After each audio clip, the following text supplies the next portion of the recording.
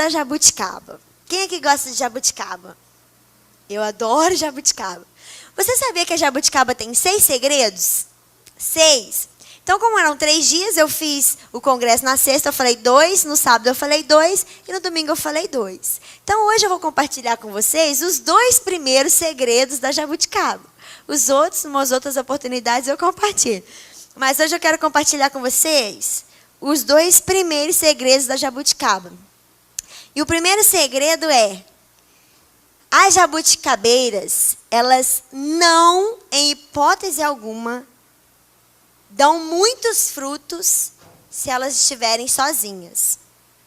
Se você plantar uma árvore, uma semente de jabuticaba, numa terra, ela pode até dar frutos, porque às vezes a gente vê aquelas árvores pequenininhas, né, sempre dão frutinhos. Mas se você quer desfrutar de uma grande colheita de jabuticaba, você tem que plantar no mínimo 2 sementes, no mínimo.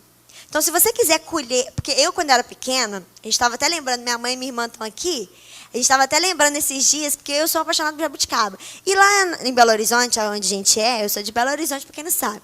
Lá no interior lá de Belo Horizonte, tinha vários sítios dos meus tios, meus parentes, e tinha uma plantação enorme de jabuticaba, um sítio cheio, lotado de jabuticaba. Eu subia no pé e ficava o dia inteiro chupando jabuticaba. Era muito bom, muito bom. Pegava uma roupa velha e subia e ficava lá no pé, igual um macaquinho, né, chupando jabuticaba, o dia inteiro. E era muito bom. Só que você via uma plantação enorme de jabuticaba. Era muito pé. E a jabuticabeira, ela dá muita jabuticaba. Ela fica lotada. E aí eu fui pesquisar sobre a jabuticaba e eu descobri que para você ter uma plantação farta de jabuticaba, você precisa plantar pelo menos 2 sementes. Você nunca vai colher muita jabuticaba se ela tiver somente uma árvore. E esse segredo também se aplica à nossa vida. Nós só conseguimos dar frutos se nós estivermos pelo menos com uma pessoa do nosso lado. Imagina se você vivesse 24 horas do dia, sozinho, sem falar com ninguém, sem ver ninguém, sem nada. Só você e você. Tem momentos que nem a gente se aguenta a gente mesmo, né? Tem momentos que você fala assim, nem eu estou me aguentando. Imagina você viver o dia inteiro sozinho. Nós, como as jabuticabas, nós precisamos das pessoas. Vira para a pessoa que está do seu lado e fala assim, que bom que você existe. Que bom que você existe. Você, sem essa pessoa, você pode dar frutos? Sim. Mas você vai dar muito mais frutos se você estiver ligada, conectada com alguém. Você vai dar muito mais frutos se você estiver próximo de outras árvores como você. E essa parte, esse primeiro segredo, fala de plantar sementes. Plantar, para mim, tem a ver, sabe com o quê? Decisões. Eu decido pegar a semente, eu decido escolher a terra que eu vou plantar e eu decido plantar a semente. Isso é uma decisão que você faz. Você decide pegar e plantar uma árvore de jabuticaba. Na nossa vida é a mesma coisa. Todos os dias nós temos que tomar decisões. Todos os dias. Às vezes a gente é atropelado por muitas decisões. Passa um caminhão assim e você, meu Deus, peraí, o que está acontecendo? Todos os dias nós precisamos tomar muitas decisões. E alguns dias você fica pressionado. Meu Deus, o que eu vou fazer? Qual passo que eu devo dar? O que eu devo fazer? Mas as decisões, elas têm que estar baseadas, todas, em Deus. E aí vem o segundo segredo que eu queria compartilhar com vocês. 2 sementes que não andam separadas. Como as nossas vidas, você não pode estar separado do seu irmão. Só que tem 2 sementes que eu queria que você abrisse comigo em Hebreus, capítulo 11. Tem 2 sementes que elas não podem andar separadas. Da mesma forma que a semente de jabuticaba não pode ser plantada separada, tem 2 sementes que não andam separadas.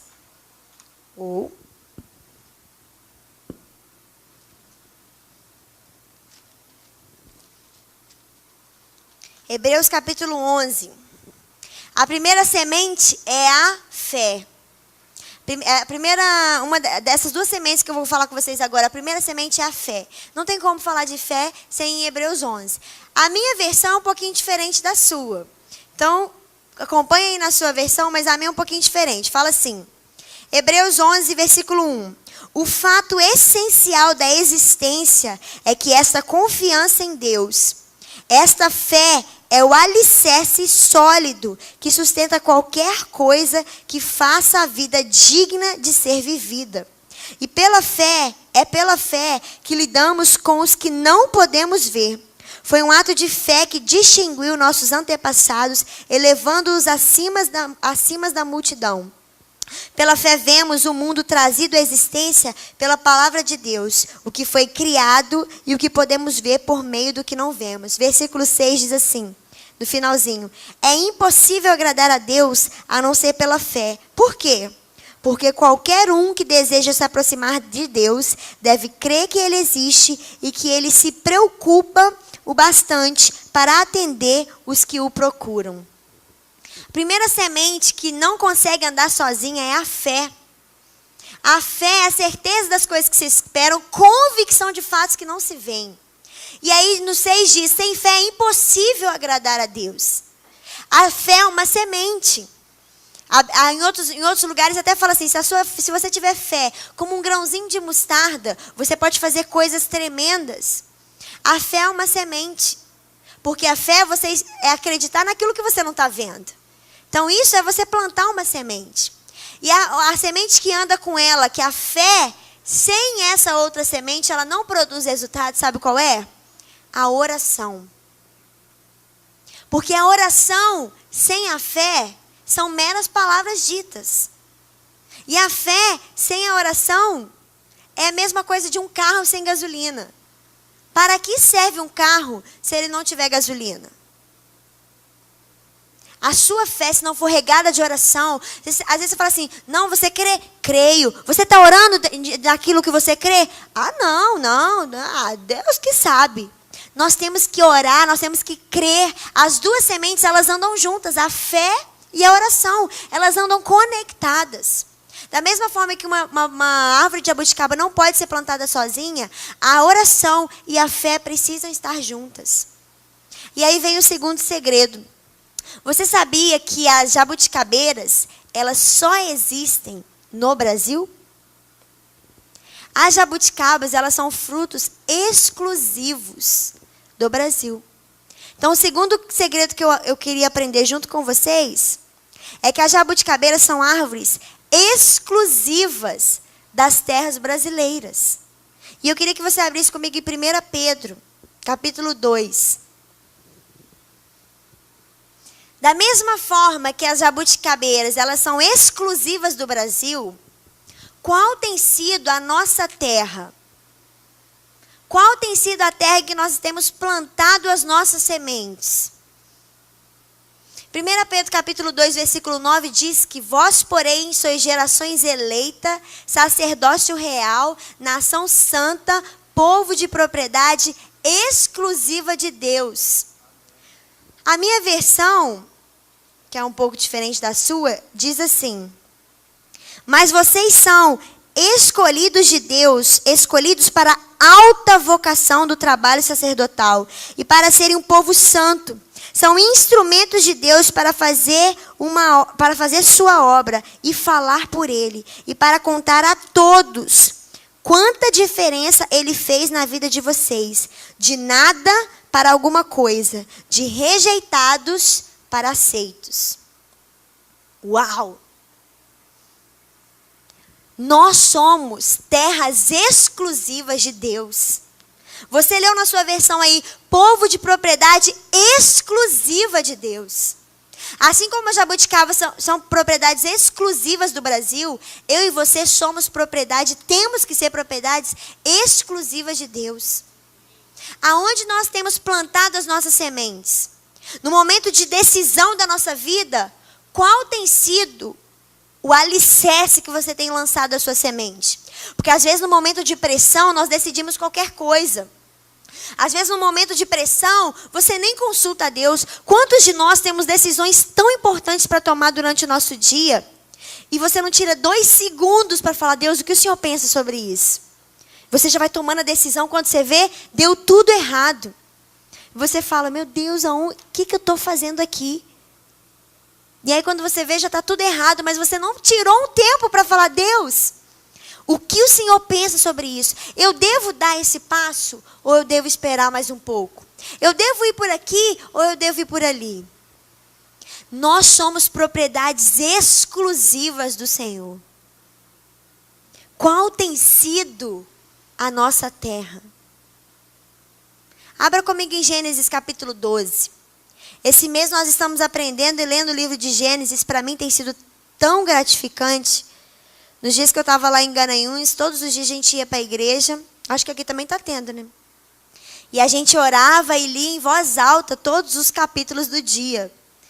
E é tão legal a gente ler em voz alta, porque às vezes a gente lê na leitura dinâmica, e quando você lê em voz alta, você está fazendo 2 coisas. Você está dizendo e você está ouvindo. Então, é 2 formas de você se alimentar, porque a fé vem pelo ouvir e ouvir a palavra de Deus. Então, é muito tremendo. Eu queria que você abrisse comigo em Gênesis 12, versículo 1, que diz assim: Deus disse a Abraão, deixe sua terra, sua família, a casa de seu pai, e vai para uma terra que eu te mostrarei. Farei de você uma grande nação e o abençoarei. Tornarei você famoso, você será uma bênção. Abençoarei os que o abençoarem e amaldiçoarei os que o amaldiçoarem. Todas as famílias da terra serão abençoadas por seu intermédio. Abraão partiu dali como Deus havia o ordenado.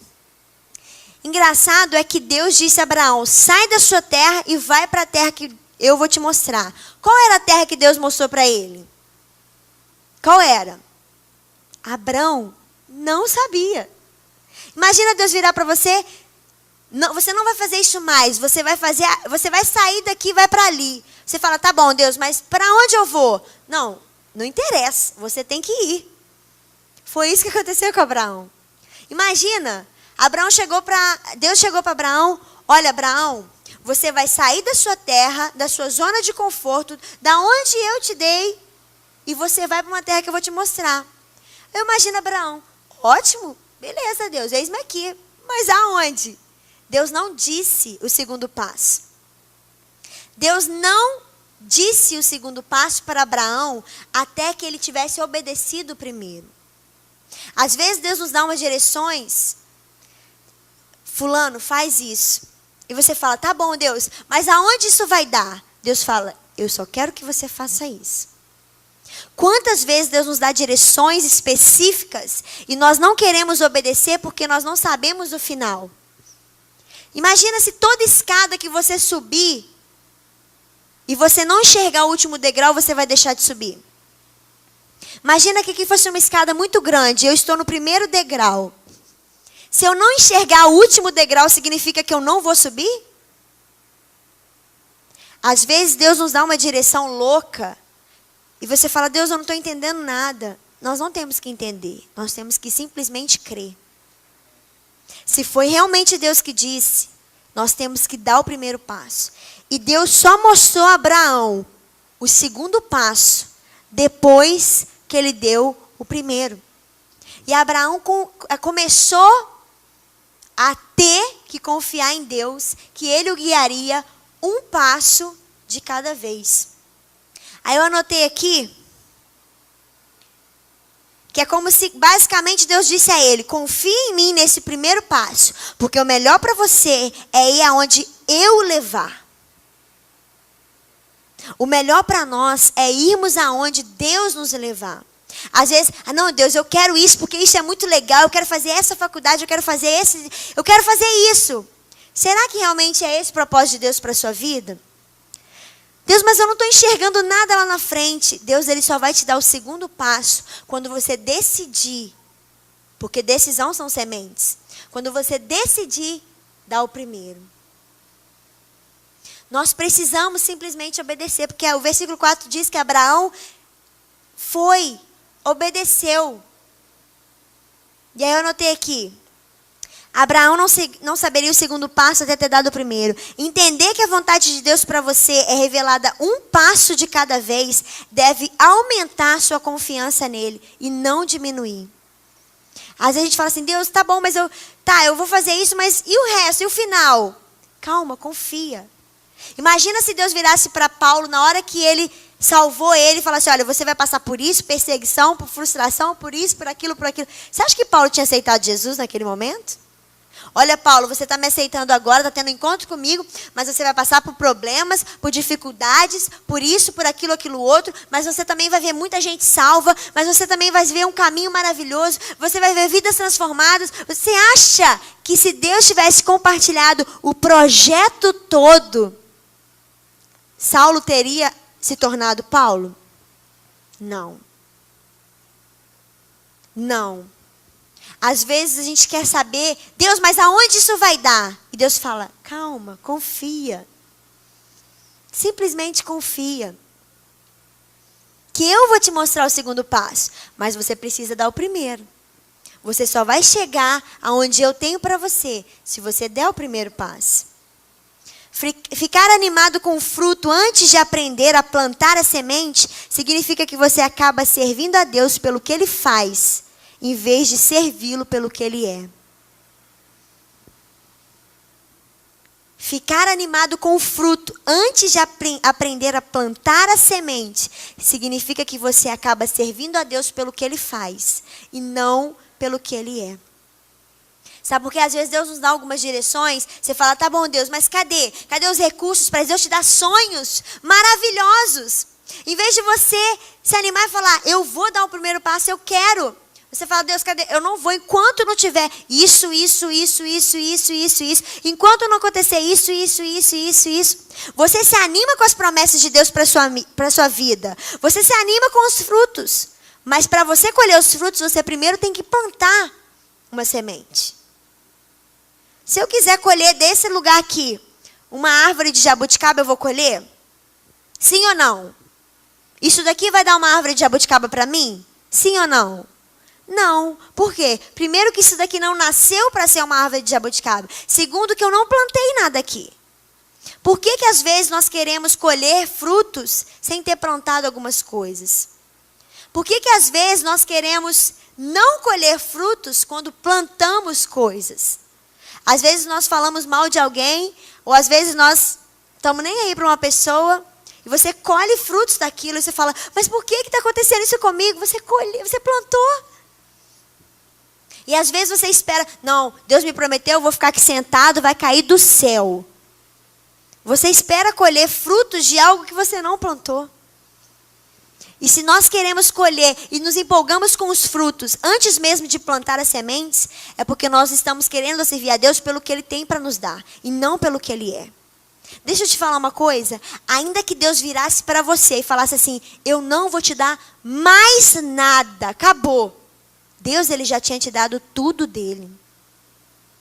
Ele deu o melhor. Ele não tinha 200 filhos, Ele pegou um deles e te deu. Ele tinha um filho e Ele deu o melhor dele para mim e para você. Ainda que Ele não nos desse mais nada, nós teríamos que ser gratos por tudo que Ele já nos deu. Que foi o tudo dele. Se Ele nos deu Jesus na cruz, Ele não vai nos dar o restante das provisões?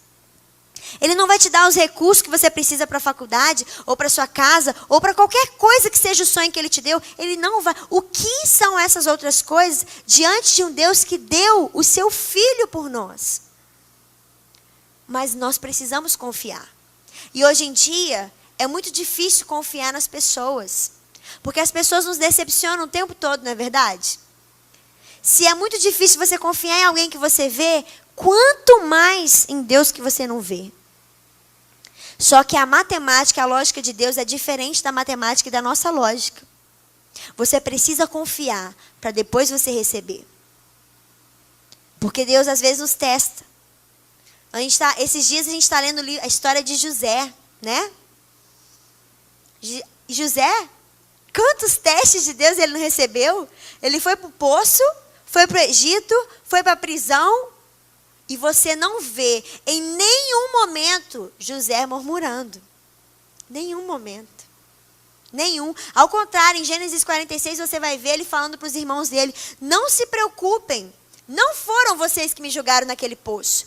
Foi Deus que permitiu, porque se eu não tivesse ido para lá, hoje eu não poderia estar aqui onde eu estou, salvando vidas. Vou ler com você. Gênesis 46. Gênesis 45, perdão. Gênesis 45, versículo 4, diz assim: José pediu aos seus irmãos: cheguem mais perto de mim, e eles se aproximaram.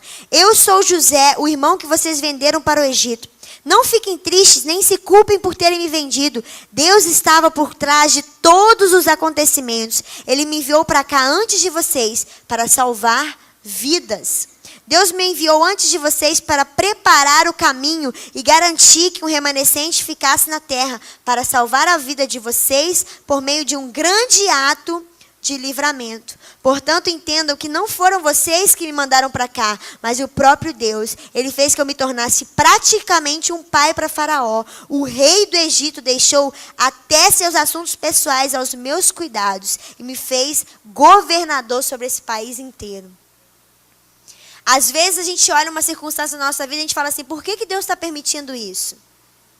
Sabe por quê? Porque se José fosse para assumir o Egito da forma que ele era quando ele tinha 17 anos, no início de Gênesis 37, ele não teria capacidade suficiente para assumir. Porque lá, quando você vai ver em Gênesis 42, se eu não me engano, Faraó vira para ele assim: em todo o Egito eu não achei pessoa que tivesse a sabedoria e a experiência que você tem. Essa sabedoria e essa experiência, sabe aonde ele adquiriu? No poço, no Egito e na prisão. Às vezes nós passamos por dificuldades na nossa vida e você fala: Deus, por que isso está acontecendo? A pergunta que você tem que fazer não é o porquê isso está acontecendo. A sua pergunta tem que ser: para que isso está acontecendo? Deus, para que eu estou passando por isso? É para salvar vidas lá na frente? Sabe o que? Eu comprei uma Bíblia da Joyce Meyer e eu estava lendo ela e estava lendo uns estudos dela e ela me falou algo que marcou muito. Joyce Meyer, ela sofreu muito na vida dela e hoje ela é uma grande mulher de Deus. E uma coisa que ela me falou, que falou ali no livro, que me marcou muito, é que na sua dor começa o seu ministério. Aonde nós mais sofremos é onde nós mais vamos curar pessoas. Ela foi abusada sexualmente, ela foi abusada verbalmente, ela foi abusada de todas as formas. Ela sofreu, ela apanhou. E hoje ela cura muitas pessoas que sofrem por isso, porque ela tem experiência e sabedoria nessa área para poder falar isso. Ah, foi Deus que fez ela passar por isso? Não. Mas ainda que você caia nos poços, ainda que você vá para o Egito e ainda que você se aprisione, no momento que você chegar no palácio, você vai poder curar e salvar muitas outras vidas. Eu não sei por que você está passando hoje. Não sei como você chegou aqui. Carol, mas está tudo bem na minha vida. Glória a Deus. Mas todos nós não estamos isentos de problemas. O próprio Jesus nos disse: no mundo vocês vão ter aflições, mas tem de bom ânimo porque eu venci o mundo. Porque às vezes nós vamos para a igreja e as pessoas falam: vem para Jesus, vai tudo ser flores. Não, o próprio Jesus não foi flores. Por que a nossa vida tem que ser tudo flores? Quando você não se permite passar por um tratamento de Deus, é como se você virasse para Deus e falasse: Deus, eu quero ser melhor que o Senhor passou por isso, mas eu não preciso.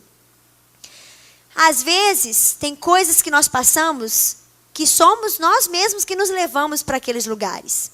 Escolhas e decisões que nós tomamos. Mas tem coisas que são para nos moldar, nos lixar, nos amadurecer e nos fazermos experientes e preparados para quando você chegar no palácio, você ter sabedoria para desfrutar daquilo. Só que tudo isso você tem que deixar suas sementes plantadas em terras exclusivas.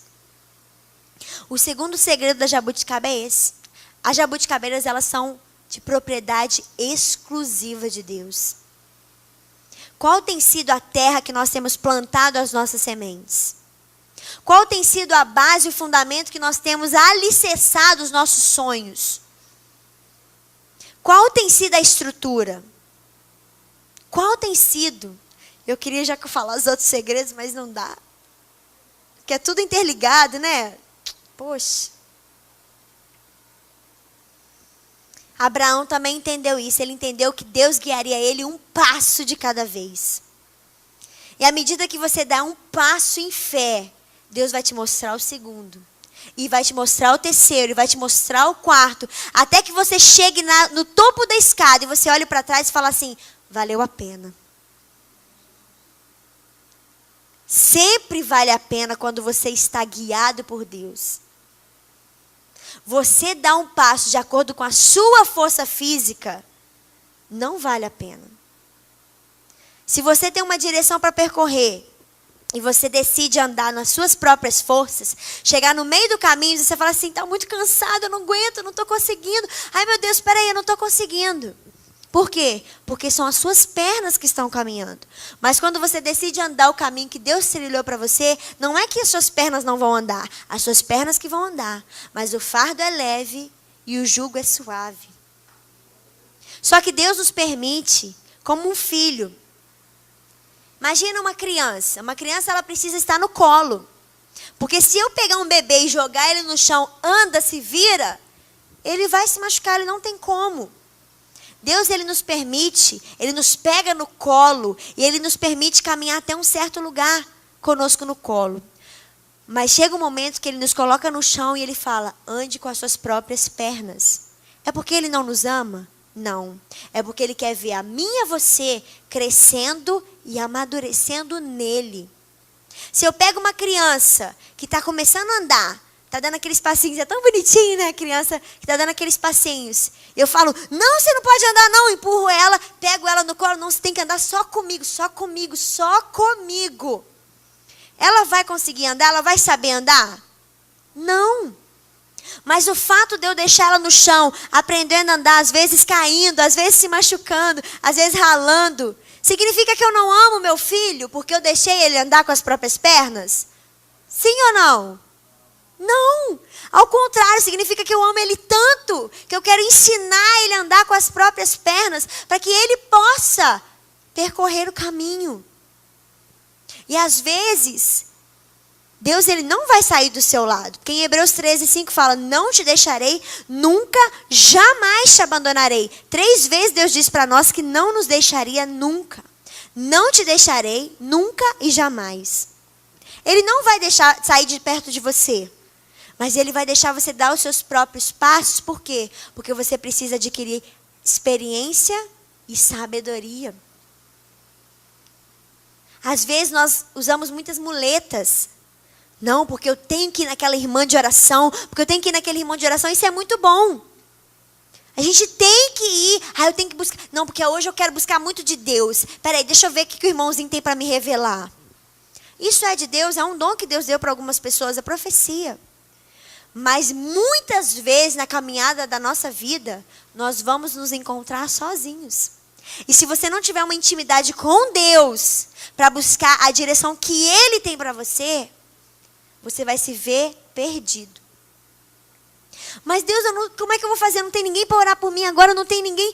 Quem que eu vou pedir? Eu vou ligar para quem? Meu Deus, peraí. Não tem ninguém. Por quê? Porque você precisa depender somente dele. Como eu disse no primeiro segredo, nós precisamos das outras pessoas. Mas a nossa dependência tem que ser completa e exclusiva de Deus. Se nós não formos sementes plantadas em terras exclusivas de Deus, no momento que você precisar e que alguém falhar com você, você vai tentar desistir de tudo. Por quê? Porque você estava firmado em outras terras. E não as terras exclusivas de Deus. Que nessa noite nós possamos sair daqui com esses 2 segredos, com essas 2 sementes encravadas no nosso coração. Que o primeiro segredo, ou a primeira semente, é que você não consegue dar frutos sozinho. Você precisa de pessoas. Ninguém chega em lugar nenhum sozinho. Imagina você conquistar o mundo inteiro e chegar lá sozinho. Você vai contar para quem? Com quem que você vai compartilhar? Com quem que você vai falar? Você viu que legal? Você viu que maneiro? Você viu? Olha que gostoso. Com quem que você vai desfrutar? Nós não chegamos a lugar nenhum sozinhos. E eu e você precisamos aprender isso, porque hoje é tão difícil confiar nas pessoas. Mas nós precisamos. Porque se não fosse por causa de 2 pessoas, você não estaria aqui hoje. Seu pai, sua mãe. Carol, mas eu não sei, nem conheci meu pai, não interessa. Ah, Carol, mas eu fui feito de experimento, né? Porque hoje em dia tem até essas maluquices. Mas não tem como uma criança nascer se não tiver 2 pessoas. Por mais que sejam 2 pessoas distintas, totalmente uma de um lado e outra do outro. Mas precisam de 2 pessoas. Fruto é da mesma forma. Você precisa da pessoa que está do seu lado.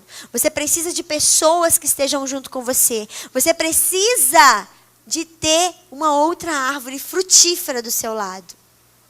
E no seminário, uma frase que me marcou e meu professor falava muito. Sabe o que é? Ande com pessoas que sejam mais espirituais que você. Porque se você andar com pessoas mais espirituais que você, em todo tempo elas vão estar te puxando para cima. Não. Se você chega assim, eu tô tão desanimado. Não. A alegria do Senhor é a sua força. Vem cá, peraí. Ande com pessoas mais espirituais que você para que elas possam te jogar para cima. Porque se você andar com pessoas menos espirituais que você, e você todo o tempo, você vai ter os dois lados. Você vai andar com pessoas mais espirituais e com pessoas menos. Mas se você só andar com pessoas menos espirituais que você vai estar em cima da mesa. Imagina você em cima de uma mesa e todas as outras pessoas embaixo. Qual vai ser mais fácil? Você puxar todas as outras pessoas para cima ou todas as outras te puxar para baixo? Nós precisamos estar com as pessoas que são menos espirituais que a gente para poder alimentar elas, para poder trazer elas junto de nós. Mas se você só estiver com pessoas que são menos espirituais que você vai se sentir fraco. Ande com pessoas que são mais espirituais que você.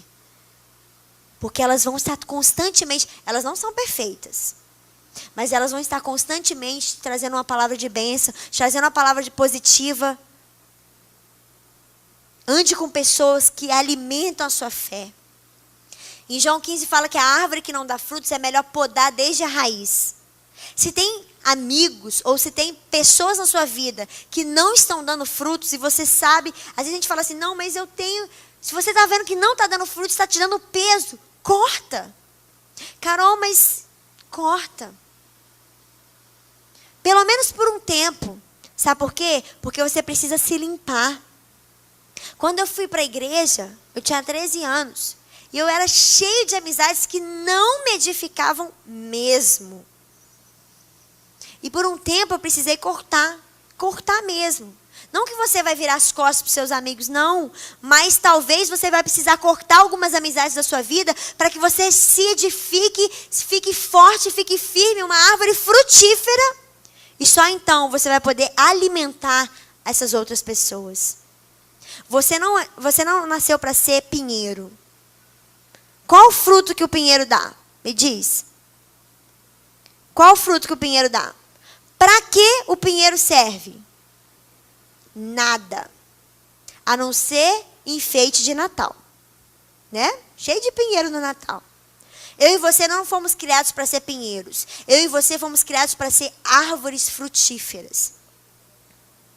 Eu e você não fomos criados para ser um enfeite de Natal.